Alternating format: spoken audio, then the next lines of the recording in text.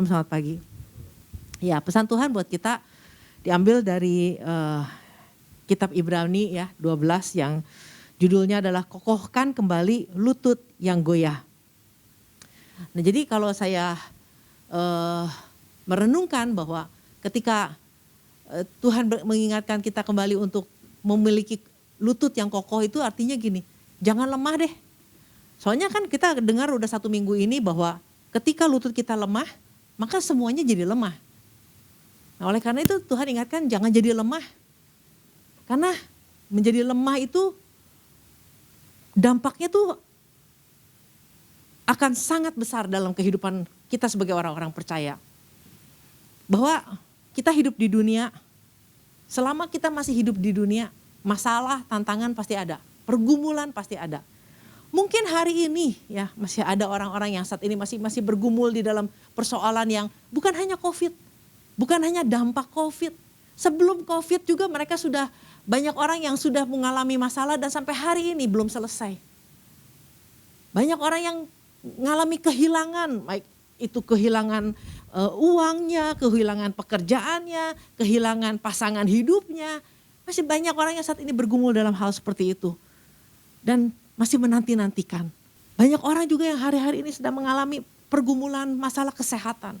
Ngalamin yang namanya dapat berita dari dokter bahwa ini penyakit udah sampai tahap seperti ini. Ini membuat orang bisa lemah. Lagi dalam kondisi yang yakin, wah beriman nih, Tuhan pasti tolong, ada jalan keluar. Tiba-tiba dapat berita yang lebih buruk lagi. Dan itu sangat mengagetkan, orang bisa lemah karena itu. Orang bisa kehilangan pengharapan di situ. Nah, tapi Tuhan ingatkan, artinya Tuhan tahu hari-hari ini. Buat saya, pesan Tuhan minggu ini begitu memberikan kekuatan. Begitu memberikan kekuatan bahwa Tuhan ingatkan, apapun yang jadi pergumulan kamu, jangan sampai lemah. Jangan sampai lututmu goyah. Pergumulan boleh ada. Hari-hari ini mungkin ya itu pergumulan masih ada. Hari ini kita divonis dengan satu penyakit yang cukup berat. Tuhan bilang, Tuhan ingatkan, kuncinya cuma satu. Mau kita bergumulnya sedahsyat apa, seringan apa, atau apapun pergumulan kita. Lutut kamu jangan jadi goyah. Nah, kita lihat di dalam Ibrani 12 ayat yang ke-12 ini yang menjadi pesan Tuhan. Apapun yang kita sedang hadapi hari-hari ini. Ingat, jangan jadi lemah. Sebab itu kuatkanlah tangan yang lemah dan lutut yang goyah. 13. Dan luruskan jalan bagi kakimu sehingga yang pincang jangan terpelecok tetapi menjadi sembuh. Nah, ini yang Tuhan ingatkan buat kita. Kuncinya apapun pergumulan kita, kuncinya cuma satu. Jangan jadi lemah. Jangan biarkan lutut kita goyah. Nah, kenapa Tuhan ingatkan ini? Karena gini loh, kita bayangkan aja kalau lutut goyah, udah pasti sering jatuh, betul? Lutut yang ngilu, udah pasti udah itu bisa sering jatuh. Jadi lemah, jadi kita butuh pertolongan orang, nggak bisa jalan sendiri, kita butuh orang. Kita butuh orang yang menopang, kita butuh sesuatu alat yang bisa menopang kita. Lutut yang lemah, yang goyah itu membuat, kalau kita nyeri lutut itu lutut udah pasti mager, malas gerak, pengennya diem. Artinya mengganggu aktivitas kita, betul? Nah, lama-lama kalau kita tidak beraktivitas, lama-lama gairah kita akan turun. Nah, sedangkan Tuhan bilang, biarkanlah rohmu menyala-nyala dan layanilah Tuhan. Nah, kalau lutut kita goyah, pasti gak bisa melayani Tuhan. Sulit, lebih jadi berat. Nah, kalau lutut yang sakit, yang nyeri, bagaimana kita mau naik tangga? Artinya Tuhan ingin kita makin hari makin naik. Nah, kalau lututnya goyah, kalau kita lemah, kita gak mungkin bisa naik. Lama-lama turun. Dan ini yang Tuhan ingatkan, kalau kita membiarkan kelemahan itu menguasai kita, lama-lama kita bisa kecewa sama Tuhan. Bisa putus asa. Nah, mungkin banyak orang yang bilang, ya wajar aja lah. Namanya juga masih hidup di dunia, namanya juga daging. Lemah pasti bisa. Nah, persoalannya bukan wajar dan tidak wajar kita menjadi lemah. Tapi Tuhan ingatkan, Jangan lemah. Persoalannya itu Tuhan ingatkan jangan jadi lemah. Nah itu yang Tuhan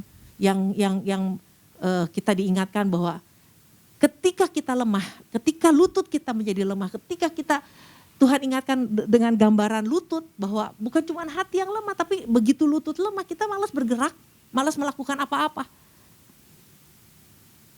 Nah jadi kenapa kita Tuhan juga ingatkan kita kenapa kita harus mengokohkan lagi lutut kita dan jangan sampai menjadi lemah. Nah, kalau kita lihat di dalam Ibrani 12 ayat yang pertama, karena kita mempunyai banyak saksi bagaikan awan yang mengelilingi kita, marilah kita menanggalkan semua beban dan dosa yang begitu merintangi kita dan berlomba dengan tekun dalam perlombaan yang diwajibkan bagi kita. Kemarin kita udah sering diingatkan bahwa kenapa kita gak boleh menjadi lemah dalam situasi apapun juga. Dalam situasi kita mungkin divonis dokter dengan kanker stadium akhir, selama kita masih bisa bernapas dan masih bisa bergerak, Tuhan ingatkan jangan jadi lemah. Karena apa? Kita ada di dalam perlombaan yang diwajibkan. Nah setiap anak-anak Tuhan yang udah lahir baru, yang sudah mendapat kasih karunia, terima Yesus, kita diingatkan bahwa kita punya tugas. Kita dipilih dan dipanggil. Jadi ini adalah sebuah kewajiban yang mesti dilakukan.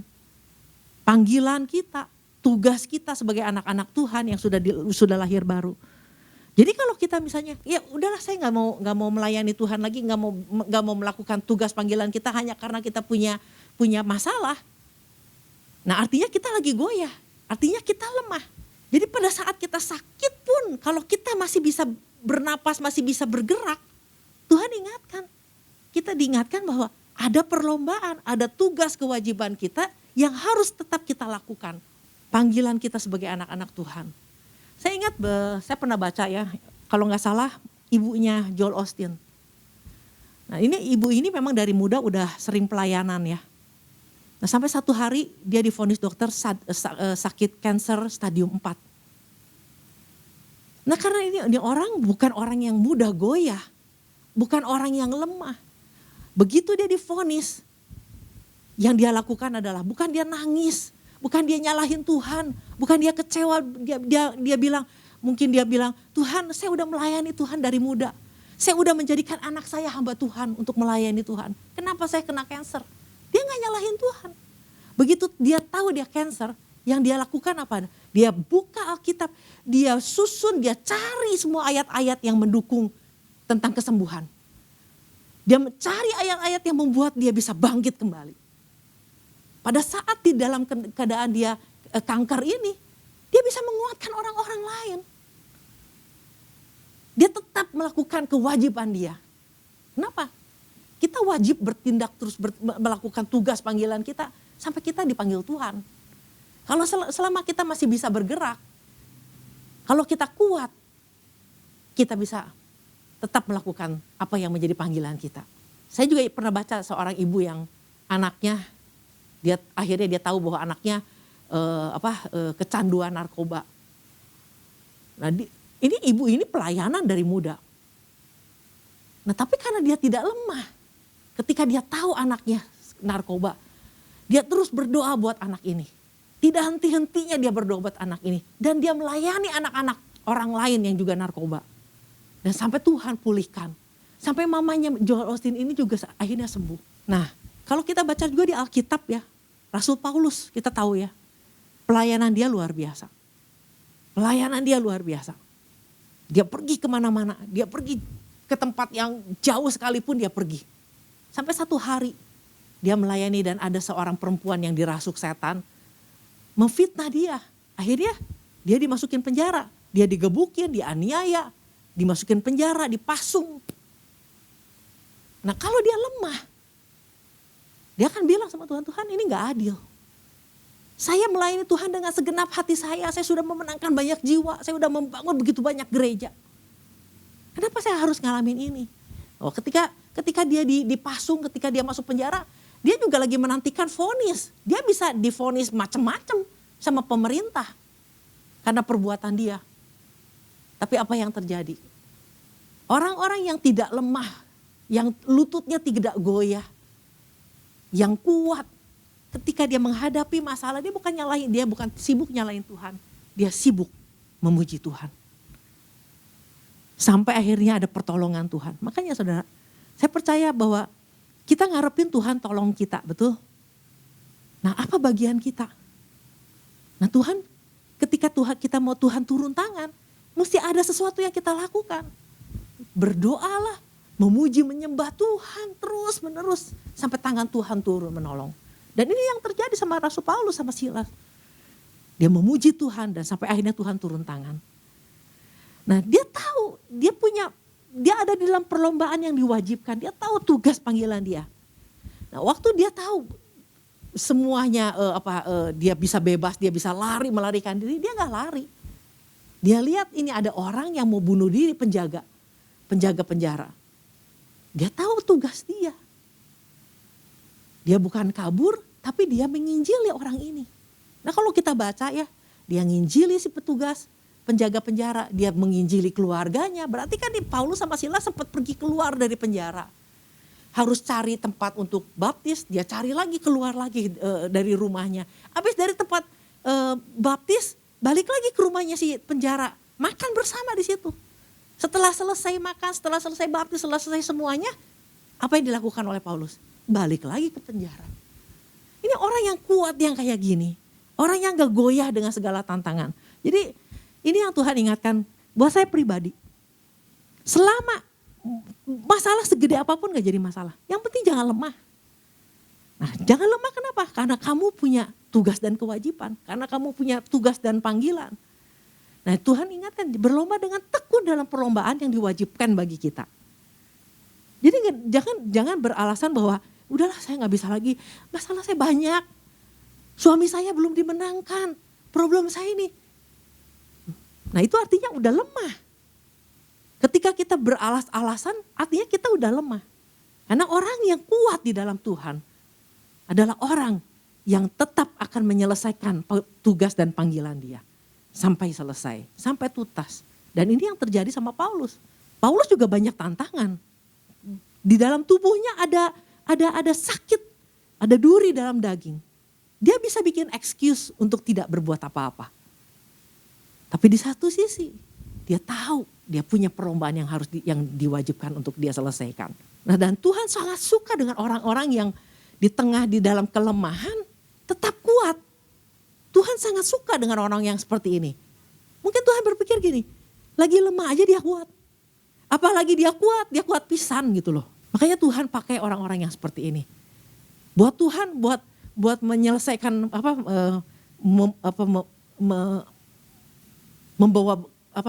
membawa kepada kematian, Tuhan bilang, sayang ini orang bagus ini. Sayang kalau orang ini mati. Karena ini sangat membantu dia, membantu Tuhan di dalam pekerjaan Tuhan, menyelesaikan pekerjaan Tuhan di bumi. Tapi kalau orang yang lemah, Tuhan bilang udah selesaiin aja ini mah. Nah, jadi gak ada alasan hari ini kita sakit. Hari ini sakit kita memang gak tahu apakah bisa sembuh apa enggak. Yang penting adalah jangan jadi lemah. Orang yang sehat aja lemah, makin lemah, bisa terpuruk, bisa menjadi kecewa. Apalagi kita lagi sakit, apalagi kita dalam masalah. Tetap kuat. Ini yang Tuhan ingatkan selalu. Tetap kuat di dalam kekuatan Tuhan. Tuhan ingatkan juga kepada Yosua. Lihat Yosua baru diangkat jadi pemimpin. Ngelihat ini orang-orang Israel yang begitu tegar tengkuk, begitu banyaknya. Ini lutut dia udah goyah, dia ngeliat begini aja udah goyah. Dikasih tugas aja rasanya aduh gak mungkin ini. Tapi Tuhan bilang kuatkan dan teguhkan hatimu. Jadi Tuhan butuh orang-orang yang kuat. Cuma orang kuat yang bisa menyelesaikan tugasnya. Yang bisa menyelesaikan panggilannya. Nah, namanya juga hidup di dunia. Problem pasti ada. Masalah pasti ada. Penyakit pasti ada. Namanya hidup di dunia. Tapi Tuhan ingatkan minggu ini. Jangan jadi lemah. Kuatkan terus, kokohkan terus lutut. Untuk tetap berdiri.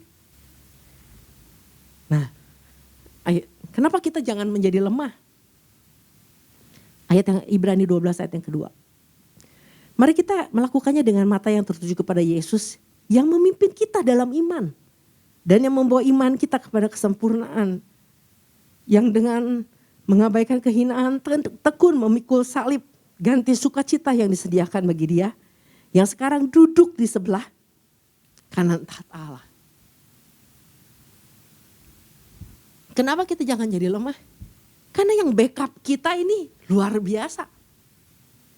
Tuhan yang duduk di sebelah kanan tahta Allah, yang menjadi pendoa syafaat buat kita, yang menjadi pembela kita. Nah, kita dibela sama polisi aja, sama orang yang berpangkat aja, kita dibela aja, kita udah senengnya, rasanya udah kayak wah pasti menang nih. Nah, ini yang backup kita melalui pesan Tuhan minggu ini kita diingatkan. Kadang-kadang kita lupa ya, waktu ada masalah kayaknya kita merasa sendiri. Tapi dari minggu lalu juga kita diingatkan, fokusnya sama Tuhan aja, jangan sama masalahnya. Kalau kita melihat masalahnya pasti jadi lemes. Kalau Daniel dimasukin ke kandang singa, dia lihat singanya doang, pasti dia udah kalah. Tapi waktu dia dimasukin ke kandang singa, yang dia lihat Tuhan yang besar itu. Tuhan yang duduk di sebelah kanan tahta Allah. Yang berdoa, yang menolong, yang bela. Nah, Allah yang seperti apa sih yang sebenarnya yang lagi bela kita? Allah yang bilang bahwa dia adalah Allah Alfa dan Omega. Waktu dia menciptakan kita, dia menyelamatkan kita. Dia gak buang kita di bumi. Sana lu, selesaiin masalah lu sendiri. Problem lu sendiri. Enggak. Dia Alfa dan Omega. Sampai akhir dia akan selesaikan. Nah, itu keyakinannya Paulus. Dia penuh keyakinan, dia confident. Dia yang mulai, dia pasti akhiri. Dia yang menciptakan kita, dia yang bilang bahwa aku tahu rancangan apa. Rancangan masa depan yang baik. Tuhan yang bilang bahwa dia sanggup melakukan jauh lebih banyak, jauh lebih besar dari apa yang dapat kamu pikirkan dan doakan. Ini Tuhan yang seperti ini yang menjadi backup kita. Di ayat yang ketiga dikatakan, ingatlah selalu akan Dia yang tekun menanggung bantahan yang seberat itu terhadap dirinya dan dari pihak orang-orang yang berdosa, supaya jangan kamu menjadi lemah dan putus asa. Nah, ini yang Tuhan ingatkan. Jangan kamu menjadi lemah dan putus asa. Karena dia tahu banget, dia pernah ada di posisi itu. Ayat keempat, dalam pergumulan kamu melawan dosa, kamu belum sampai mencucurkan darah. Nah, jadi ini yang Tuhan ingatkan. Jadi adakah alasan untuk kita lemah? Adakah alasan yang bilang bahwa wajarlah, namanya juga kita manusia. Tapi Tuhan ingat, Dia menopang kita. Dia di pihak kita. Bahkan kalau kita baca selanjutnya dikatakan bahwa Dia Bapa loh. Dia Bapa. Nah, Bapa itu gak mungkin biasa-biasa sama anaknya. Nah, cuman bagian kita adalah ayat yang Ibrani 12. Ayat yang pertama dikatakan, marilah kita menanggalkan semua beban dan dosa yang begitu merintangi kita. Bagian kita adalah menanggalkan beban dan dosa. Mungkin tiba-tiba kita dihinggapi perasaan khawatir, itu wajar. Ada kekhawatiran, tapi jangan sampai hidup dengan kekhawatiran sampai kita akhirnya lemah. Nah, tanggalkan itu beban, tinggalkan itu dosa. Serahin segala kekhawatiran kita sama Tuhan yang menopang kita, yang membackup kita, yang memberikan kekuatan buat kita. Nah, ini ya Tuhan ingatkan buat kita semua bahwa apapun yang saat ini kita hadapi, kuncinya cuma satu. Jangan lemah. Tetap pelihara kaki kita, lutut kita jangan sampai goyah. Nah, kalau orang udah ikut Tuhan dan kecewa sama Tuhan, mungkin masih ke gereja. Tapi sebenarnya dia udah kalah. Dia sebetulnya udah gak akan ngalami apa-apa lagi bersama Tuhan. Cuman fisiknya doang ada di gereja. Tapi secara hati dan pikiran dia udah kecewa sama Tuhan. Nah, sedangkan Tuhan bilang, kalau kita baca di kitab Wahyu, barang siapa menang, Jadi tujuan Tuhan cuma menang. Tujuan Tuhan adalah supaya kita semua menang. Makanya jangan goyah. Tetap kuat di dalam Tuhan, di dalam kekuatan kuasanya. Dia bilang sama Yosua, kuatkan dan teguhkan hati. Jadi memang Tuhan cari orang kuat. Bukan orang lemah. Karena cuma orang kuat yang bisa menanggung segala perkara di dalam Tuhan. Kita kalau kita udah lemah, terus kita bilang, oh bersama Tuhan kita sanggup melakukan perkara-perkara yang dahsyat. Cuman mulutnya doang tapi hatinya lemah, gak akan bisa melakukannya bersama dengan Tuhan. Tapi Tuhan cari orang yang mentalnya kuat, hatinya kuat, jiwanya kuat. Nah oleh karena itu saudara, biar mata kita tertuju sama Tuhan. Tuhan yang besar, Alfa dan Omega. Dia yang mulai kok. Dia yang pilih kita dari awal. Dia yang udah tetapkan kita jadi anaknya. Masa kita ditinggalin? Gak mungkin, dia pasti selesaikannya sampai tuntas untuk kita. Cuman tuntasnya Tuhan kita gak tahu. Rencana Tuhan bukan rencana kita. Biarlah kita berserah sepenuhnya ke dalam tangan Tuhan. Demikian firman Tuhan menjadi kekuatan buat kita.